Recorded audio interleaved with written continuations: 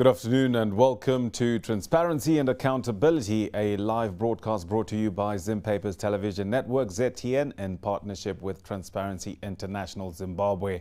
I'm Blessing Munati. Now, today we are looking at Constitutional Amendment number 2 bill with particular reference to Clause 23 in our pursuit for transparency, accountability, as well as good governance. In the program, we will look at the proposed amendments and their effect on transparency, accountability, and governance and democracy.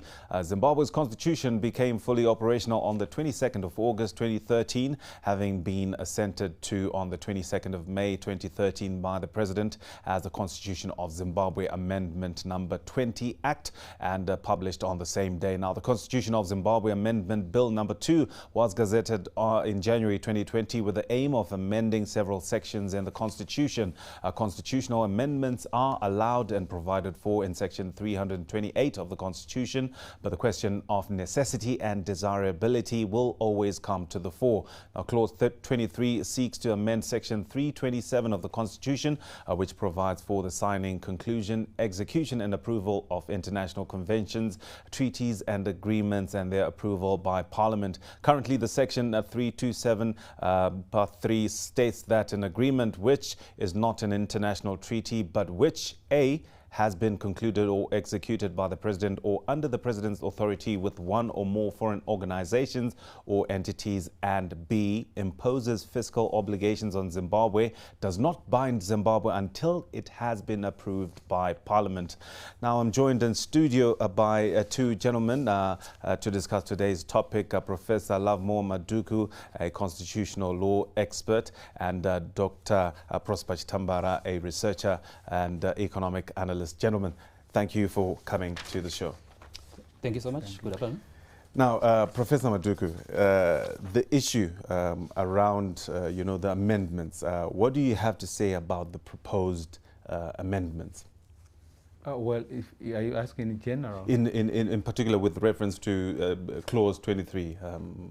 Well, I think the proposed amendment is quite regrettable to the extent that it wishes to take out of parliamentary scrutiny certain agreements that would have been entered into. The current framework is quite clear that whenever there is an agreement that the President or the government has entered into, which has implications on our fiscal thing, on our economy, on anything, to do with the country, then Parliament has to be involved. Now we see that there is an attempt to say that certain agreements would need no parliamentary approval by simply trying to define the concept of an international or foreign organization in a manner that doesn't make sense. I think the way they are proposing, I don't think they've thought through that. Anything that is not Zimbabwe is foreign under the current arrangement. And there's no way you can try and say this one is, yes, we can deal with this we cannot deal with, and that you leave it only to international treaties. But an international treaty would, in their conception, relate to those arrangements that involve, say, multilateral organizations that you deal with the United Nations, you deal with, I'm sure, World Bank and so on, then those would, but anything else would not be covered. That, I think, is regrettable, because there should be no situation where the executive, which is the President and his cabinet, on their own can determine the fate of a country without the other organs of the state. Because you basically have those three, the legislature, which is Parliament, then you have the executive, which is the President and cabinet, and then you have the judiciary. Now, these three organs must always be involved whenever things have to do with the state. That's what we call checks and balances. So I would say, I think, just to answer your question more direct, that actually takes away the very much needed checks and balances. Because Parliament, whether you like it or not, by definition is supposed to represent the people in between elections. And that's how I can put it. Now, Dr. Chitambara, what does Clause 23 mean from an economic point of view? Are there any sectors that are likely to be largely affected? Yeah, I think it will, like Prof said, it will definitely affect our the investment agreements or even loan agreements that probably will, Zimbabwe will enter into with, say, maybe bilateral organizations like, say, a foreign bank or even country X. So what it actually entails or means is that the president could sign an agreement, say, with China, a loan agreement with China, or an investment agreement, say, targeting the mining sector, without necessarily seeking the approval of Parliament. So the oversight role of Parliament has been actually taken away with respect to those bilateral agreements. Of course, it doesn't affect our multilateral agreements, like with the ADB or with the World Bank or the IMF. So my reading is that it monopolizes too much power or authority in the executive, in the president. And we'd end up with a situation where the president enters into an agreement, or the executive enters into an agreement that may not be fiscally sustainable and that may not be beneficial to the country. Yes. Professor Matu, do you agree with Professor Chitambala's viewpoint that there is consolidation of the executive power? I certainly, he's making a very important point. In fact, he's very much on point. That what you do is, if you just look at that clause 23 in isolation from the others, you might actually miss the point. It's the continuation of a scheme. You start from the very first clauses, you look at everything that is being sought to be amended. The scheme is to consolidate power. So you don't just take it in isolation. You look at, say, you remove the running mate clause in other sections. You leave it to the president to hire and fire vice presidents, which is what you continue with. And the Chief Justice. Exactly. You get to a situation where that's not the prosecutor general. Currently, there's supposed to be interviews, and then you get one. Then they want the president to be able to appoint. You have judges. You increase the retirement age from 70 to 75 if there's a Supreme Court and Constitutional Court. You have provisions which allow the president to increase the number of ministers that he gets from outside Parliament. That is, there are currently 5. They are increasing them to 7. So when you get to that clause 23, like what Dr. Chitambala said, it's clearly a continuation of this whole first scheme. They regard it as an irritation. To have to enter into an agreement, the president is, these investors have come in, they sign in and so on, but it is fiscal obligations on Zimbabwe. But why should we go to Parliament? Let's only go to Parliament, once or twice if it is according to them. But these are things which are actually very big in themselves. It's not about the nature of the organization, the multilateral aspect that we are with a treaty in the UN or whatever. That's not the issue. The issue is its impact on. And then there would be private individuals outside Zimbabwe who would still be able to enter into big deals with the government here. We must know about it, which is what the current constitution constitutional provision requires, that we know about it, and then we should be able to. The issue of necessity, what could be, government's motivation, in pushing for these amendments? Why are the amendments necessary? I think if you go and search the good reasons on them, and good in quotes, why they would do that. I know that they are doing it because they feel, well, although it is in the current constitution, what is Parliament doing about it? Remember that in this country, you have a parliamentary protection. But if you have a parliament that doesn't do its work, so yes, we have a provision that says we go to Parliament, but there's never been a time when we've been stopped by Parliament. So we are wasting time. This is bureaucracy. That's how they put it. It's bureaucracy because, yes, we are required by the Constitution to go to Parliament. When we eventually go to Parliament, we will get the approval from Parliament. So why waste time? Let's amend the Constitution and give us enough space. That's their reason. Their reason is not so much that there's anything, because there can never be a danger in openness. There can never be a danger in being more transparent, getting your citizens involved, everyone knowing what's going on in this world. There can never be any danger. So it's not the only reason that they could say on their side would be it's unnecessary, because Parliament never exercises those powers you think you have given it to them. They always rubber stamp. Is it an issue of the issue of majority in Parliament? Are there, isn't there any resistance that comes from Parliament to actually probe on some of the proposed measures? There is. I think, okay, I'm saying that government there would be mistaken, Parliament, even with a minority, you know, with 2 or 3 MPs in Parliament, it can still be very effective, because what the platform does is it opens up to the public. When they are presenting it, it is open. It is put in the Hansard. Even if one MP asks a question or keeps asking a question, the public gets to know, and then from parliamentary processes, you unleash other processes. The public is expected to be following up what's going on, and if Parliament has failed to stop a thing, the public must take it up. That's how it should operate. So you need that provision, even where Parliament is unable by a majority, because they normally have their 2/3 or whoever who will vote in their favor. That happens in many democracies, but it will still go against government if they do something very unreal and wise. Dr. Chinambara, Professor Madugwi is alluding to the effect, you know, of the role of people in following up, you know, the processes that are happening in Parliament. The issue of awareness then comes to the fore. Are people aware of the amendments, and do you think that government has done enough, you know, to raise awareness on the subject matter at hand? And the issue of awareness raising has been affected, obviously, by the lockdown. I'm aware that organizations, Parliament itself has been doing consultations, but I'm not sure how effective that has been in light of the lockdown regulations. So it will be difficult for someone probably to go to a parliamentary consultative meeting in light of those lockdown regulations. So I think more could have been done, also even in terms of giving people time to probably digest some of these things, and probably come up with firm positions on what needs to be done. So, so I think I would have been happy to see a situation whereby more time is actually provided for consultative processes, including also even harnessing the digital economy, so to speak.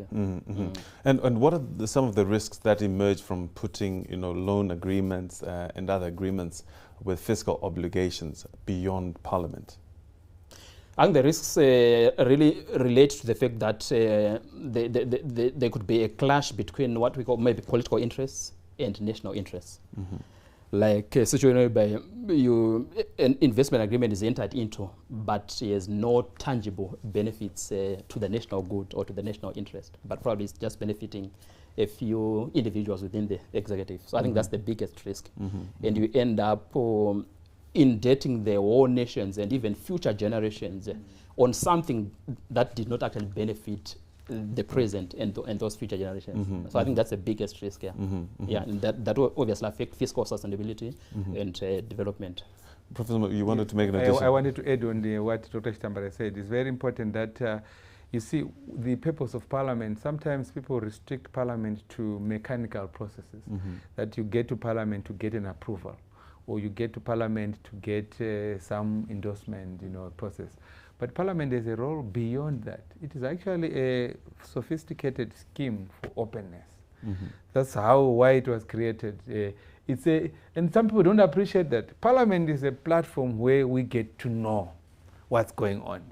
You have the executive, it can have its cabinet meetings. You know that those cabinet meetings, we never see what they're doing. No, we're having cabinet briefings, of course, but... yes, yeah, they will brief you. And they're held behind closed doors. Yeah, they might actually tell you things that we never discussed.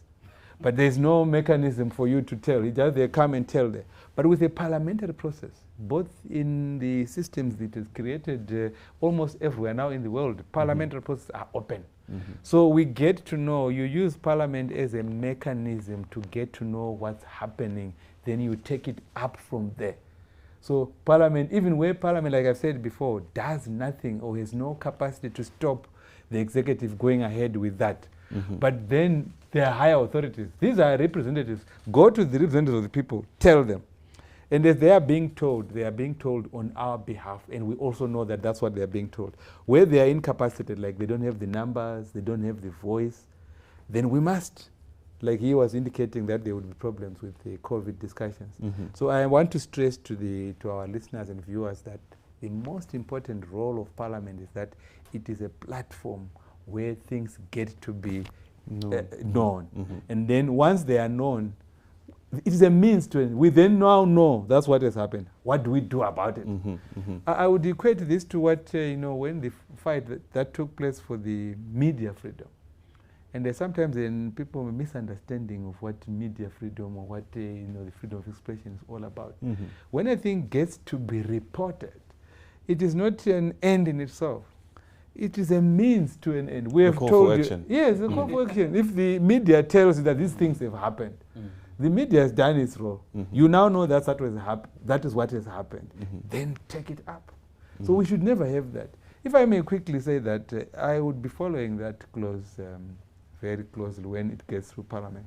And I'll ask myself, what sort of Parliament in this world will allow an amendment that says that in the current constitution, which went through an open process, a referendum, Zimbabweans said that they would want you to approve these things. That's what that current constitution says. Now we are coming, I'm the Minister of Justice, and with Cabinet, and we've done these meaningless processes, this COVID, a few other people, not everyone who was in 2013. We now want to ensure that this and that will not come to you. But before this amendment, we were coming to you. We were required to come. What sort of Parliament will approve that? It's interesting you raise that point, because quite a number of engagements and inclusive deliberations were held prior to the 2013 Constitution, and we heard an announcement of public hearings slated for 15 to 19 June. Obviously, you don't think that they're adequate, but based on past experience, are the findings of the public hearings making their way into being incorporated into the bill and actually calling for action? In my experience, very little of that has happened. In fact, that you have done well in these programs that is very open now. These things are being debated. We are debating Clause 23. I also know that the few people that have gone to the hearings, the voices come out say, look, don't take away parliamentary oversight. There's one, I think, video which was circulating of a lady in, I think it is in Mashingo. It was circulating on social media. She came out and saying, look, please don't take away, parliamentary oversight, because we'll end up seeing deaths everywhere. She made it very dramatic that even the country itself will be sold if we don't have parliamentary oversight. Now that has come out. We want to see whether Parliament will take into account that.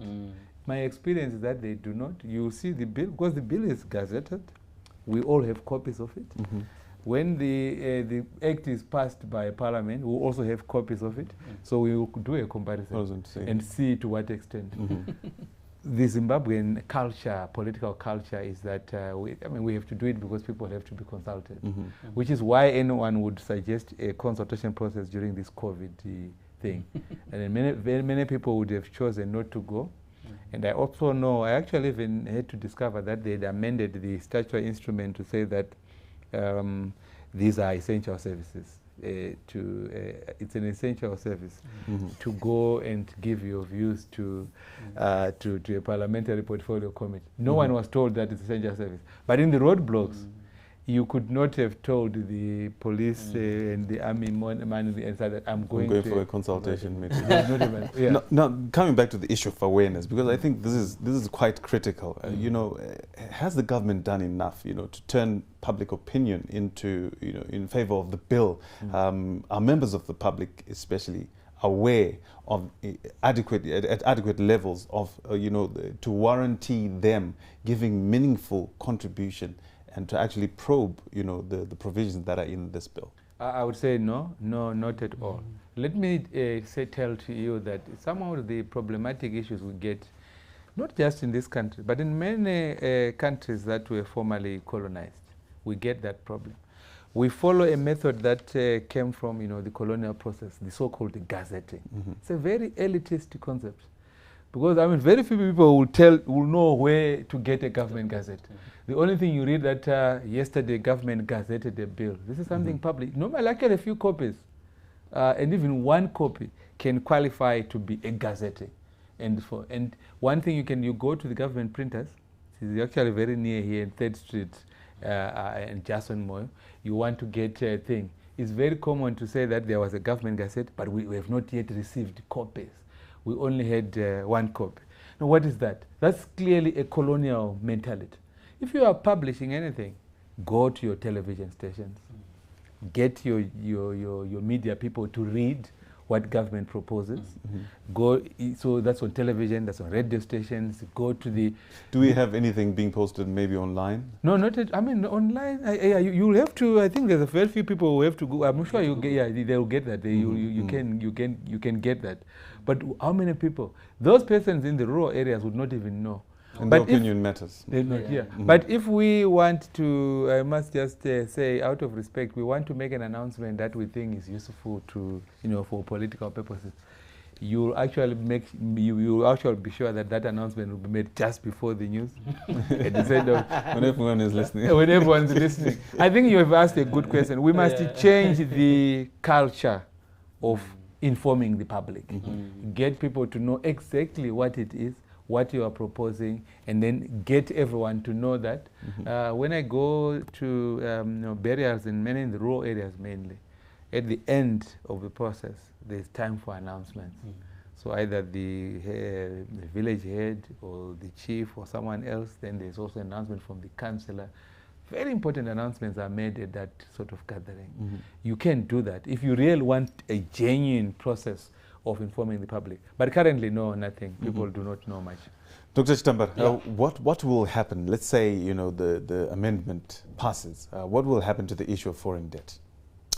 So foreign debt that was entered into between, say, Zimbabwe and multilateral organizations like the World Bank and the IMF or the ADB, I think that will still have to be scrutinized by Parliament. So I think Parliament will continue to exercise oversight, checks and balances over that.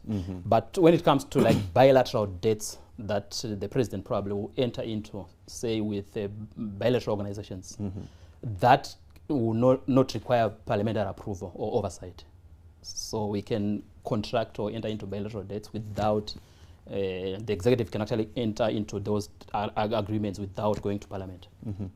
But the multilateral debt, that is to go through Parliament.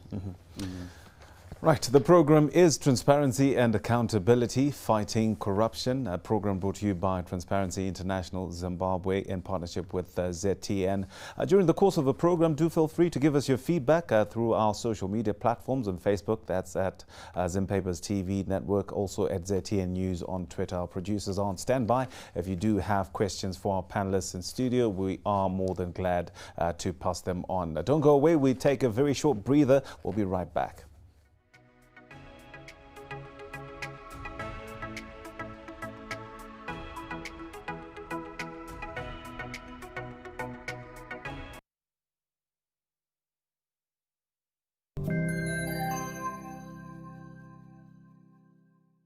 Coronavirus is a threat to all humanity. It has killed over 350,000 people so far, and many others are in quarantine away from their loved ones. We are fortunate to be alive, but no one knows how and when the virus will strike closer to home. You and I are each other's keeper. With winter upon us, let's ensure that none of us will be exposed to the elements that make us vulnerable to COVID-19. Let's help those in need by contributing to the Zimpapers COVID-19 Fund. The proceeds will go towards equipping underdeveloped health centers and communities. To contribute, dial or SMS the following numbers on your screen. Remember, if we stand together, we win together.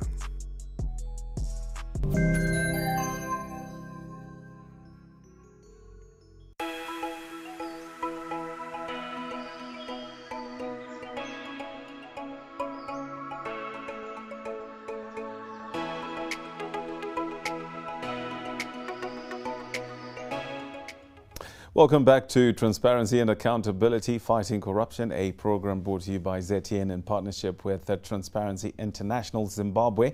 Today we're looking at Constitutional Amendment number 2 bill with particular reference to Clause 23, and we're looking at transparency, accountability and also good governance. I have in studio Professor Lovemore Maduku and Dr. Prosper Chitambara. Now, Professor Maduku, in light of good governance, transparency and accountability, which laws need to be aligned to the Constitution first before we can proceed to make amendments to the Constitution?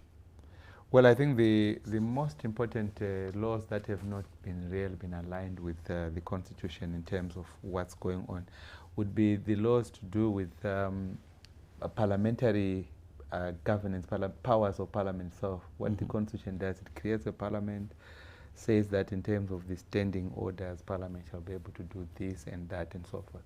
Now, the standing orders of parliament themselves have not been aligned with the constitution to provide a clear framework for transparency.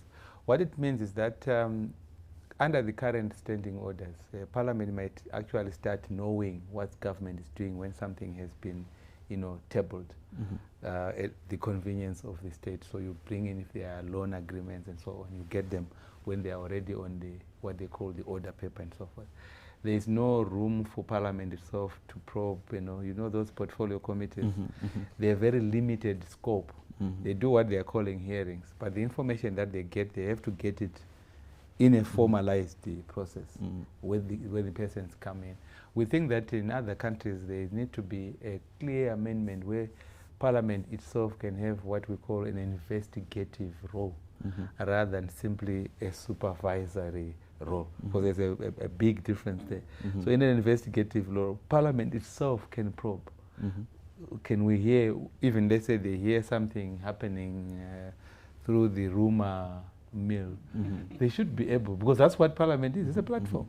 So, okay, can you justify this? Can we get information? We call it, they should be able to issue subpoenas that enable them to get the information that they would need and so forth.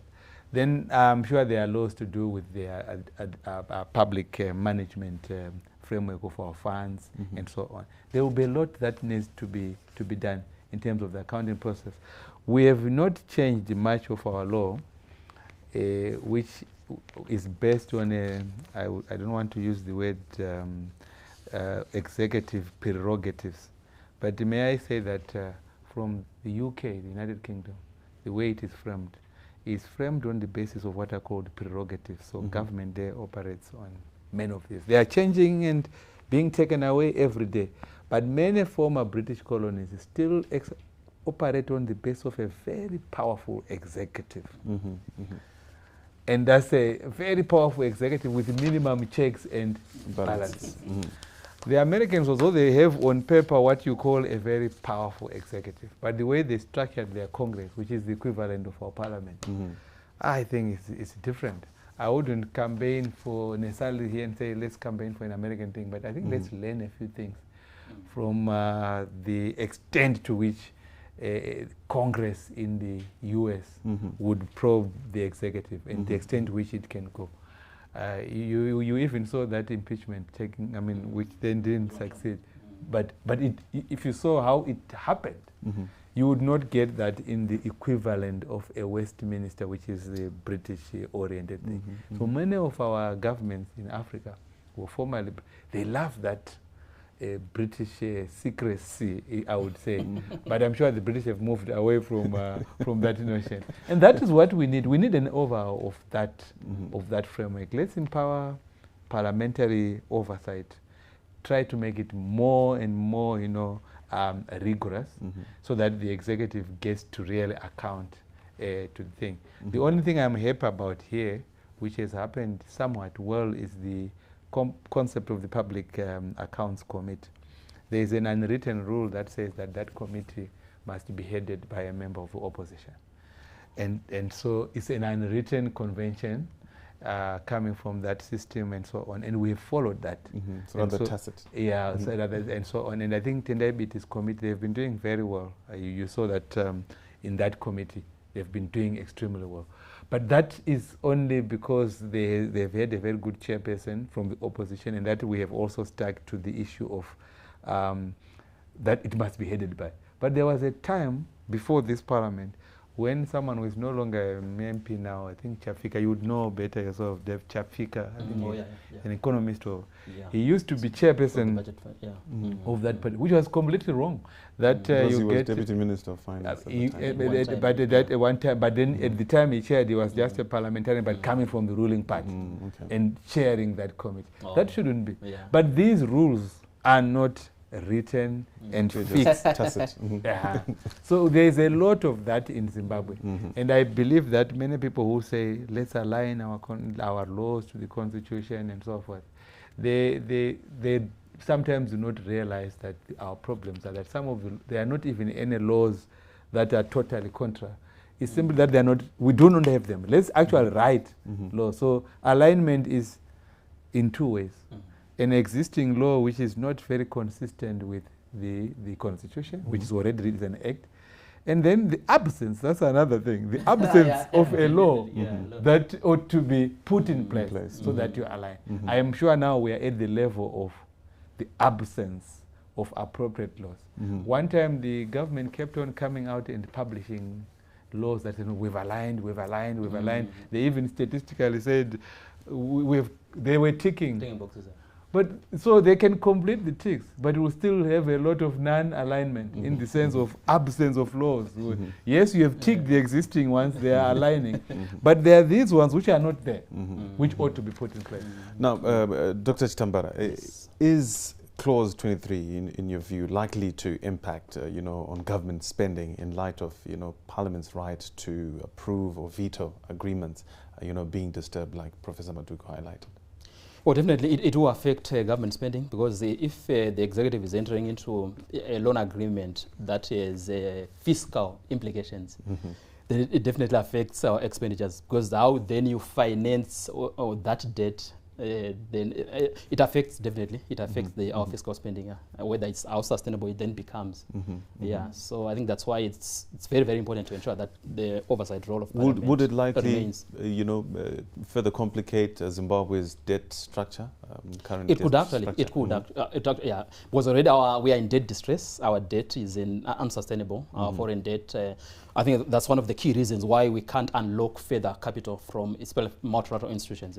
So having more bilateral debt definitely will affect our debt sustainability and will even increase our debt distress even more. And that will affect macroeconomic sustainability. Professor Maduko highlighted the issue of public finance management. In terms of that, the current proposed amendment of Clause 23, does this promote transparency and accountability in the management of public funds? It actually limits transparency and accountability. So what we need is more transparency, more accountability, because those are the bedrocks of public finance management.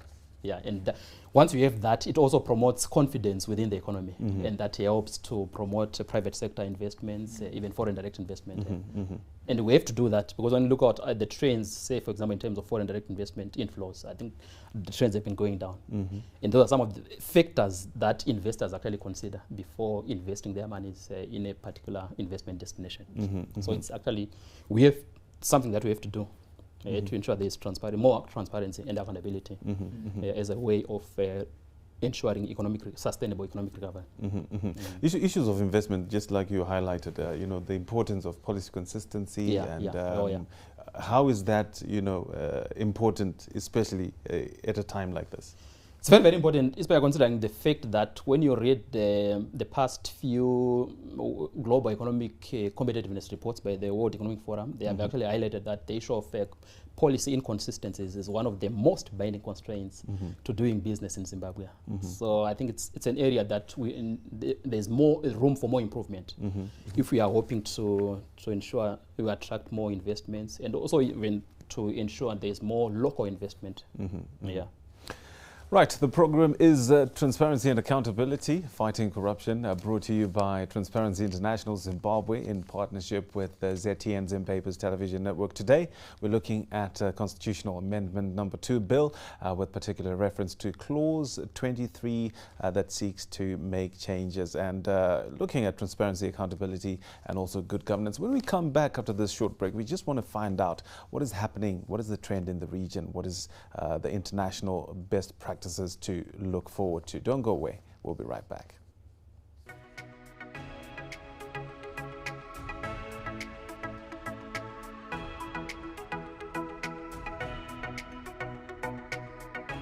Life will never be the same again. Absolutely. How do you tell someone in Mbare or in Soweto that they should exercise social distancing?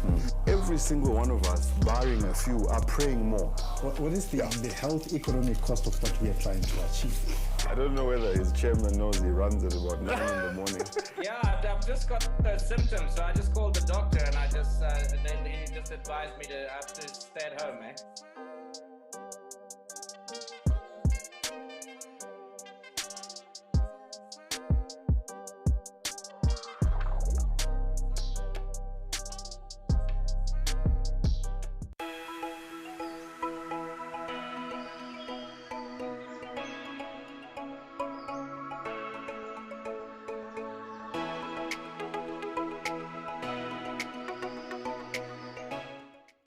Welcome back to Transparency and Accountability, Fighting Corruption, a program brought to you by Zimpapers Television Network in partnership with Transparency International Zimbabwe. We're looking at Constitutional Amendment number 2 bill and looking at Clause 23. I have Professor Lovemo Maduku, a constitutional law expert in studio, as well as economist and a research scholar, Professor Dr. Prosper Chitambara. Now, Professor, let's look at the region. What is the trend in Zimbabwe? You know, this amendment, is it peculiar just to Zimbabwe?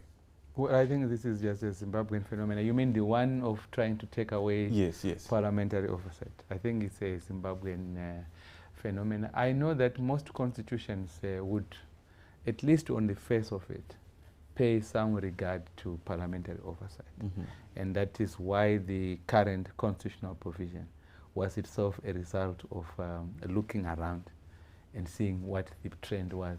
In particular, the constitutional provision we have in Section 327 came from looking at similar provisions in Kenya and similar provisions in South Africa.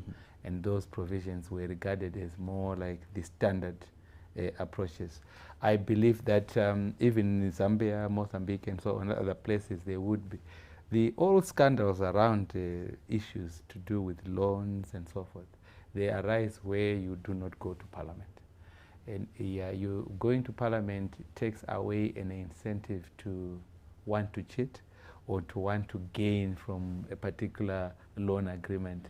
Because we also know that in the international domain, there's these things that, I don't know the language used, sometimes we say kick back or something like that.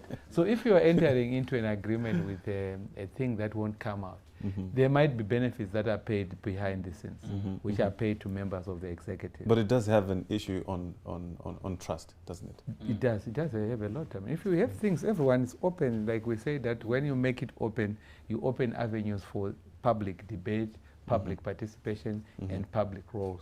And most of the issues that are then regarded as corrupt are issues that are done without this framework of getting to. So I would say that as a matter of trend, the current provision of our constitution is the international trend, and that would be the best practice to make sure that everything, there is nothing which is too small for parliament.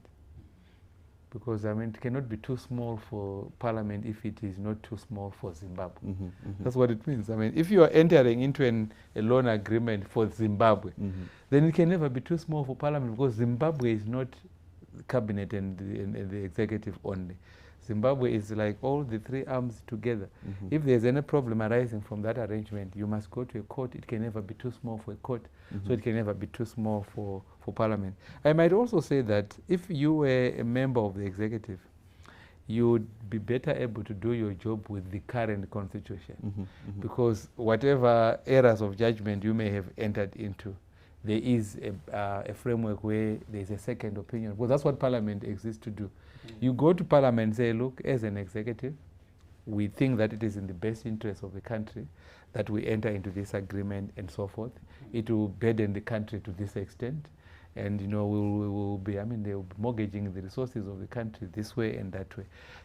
It's up to you. You are representing. That debate liberates you. It actually takes you out of responsibility. After a parliamentary approval, it ceases to be your responsibility as a minister. I mean, you've cleared maybe all the blind spots.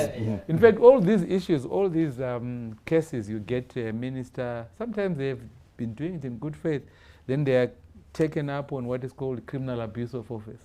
And if you look at normally the allegations, they will be around the fact that it was just between you and other officials.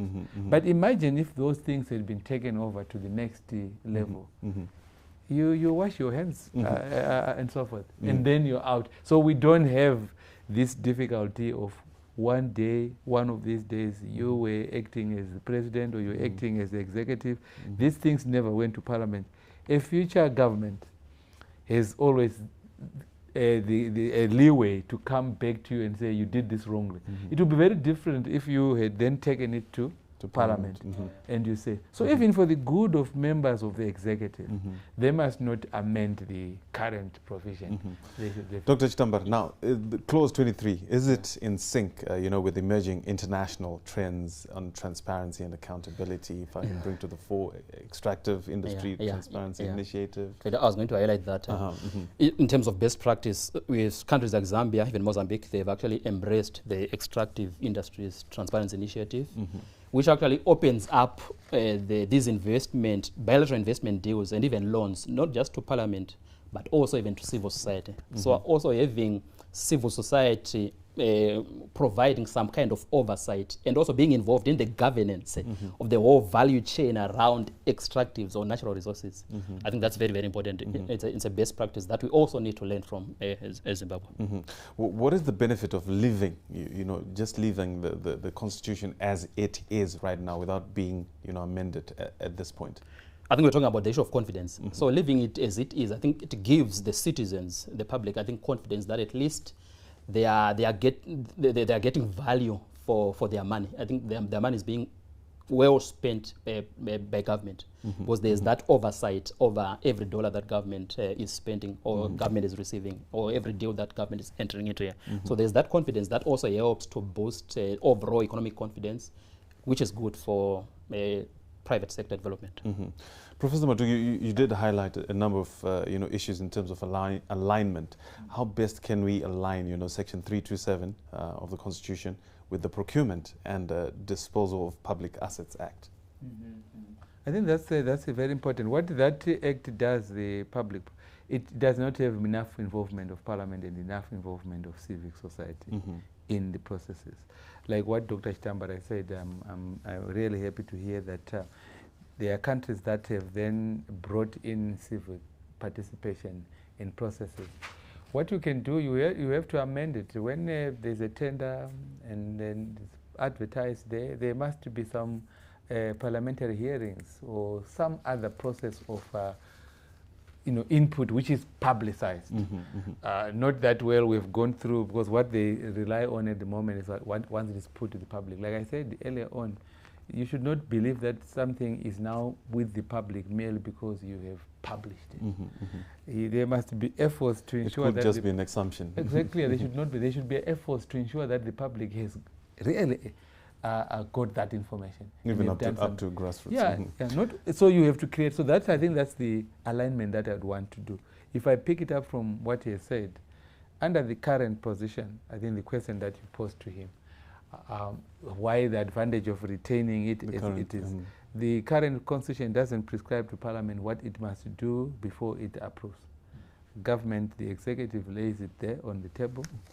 Before the approval, Parliament must then undertake hearings. For example, going to the public, and so we have been presented by the executive with such an agreement. Such they are looking for approval.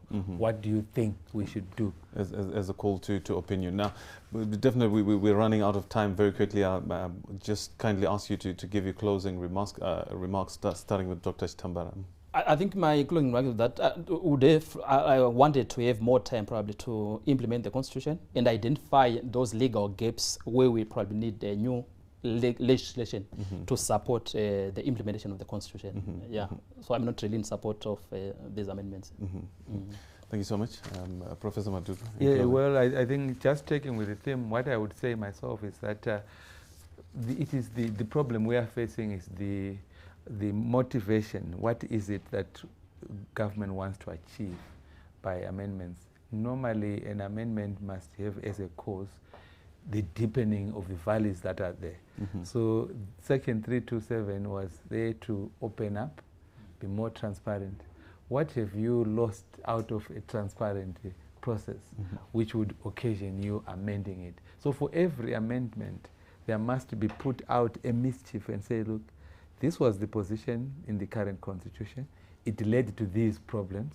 And as our solution to these problems that have arisen from the implementation of this constitutional provision, we are proposing this amendment. That is missing. And that must really be the reason for rejecting the amendments. Tell us, what are the disadvantages? And those disadvantages must be articulated in the instrument that seeks to amend. Very quickly, in 15 seconds, what is then the process now? We've had the public hearings after gazetting. What is the process? They are now going to Parliament to the reading of the bill, and then the Minister in the second reading speech will outline why they are amending the Constitution. They are also supposed to then lay on the table what people have said from the consultations. And from there, they start looking at whether they accept or do not accept the amendments. Ordinarily, they ought to then take into account, and if people have said no to certain provisions, they must drop them. So we must be looking forward to that. Gentlemen, thank you so much for coming through this afternoon. Thank you. This has been the program Transparency and Accountability, a live broadcast brought to you by ZTN in partnership with the Transparency International Zimbabwe, TIZ. Today we were discussing Constitutional Amendment Number 2 bill with particular reference to Clause 23 as we introspected on transparency, accountability and also good governance. Thanks once again to my panelists for today, constitutional law expert Professor Lovemo Maduku and economic analyst and research scholar Dr. Prosper Chitambara. Our viewers who followed this discussion through our online platforms, thank you for choosing us and also giving us your thoughts. This program is back again next week, same time, and on behalf of the ZTN crew behind the scene, thanks for watching. I'm Blessing Munatsi. Good afternoon.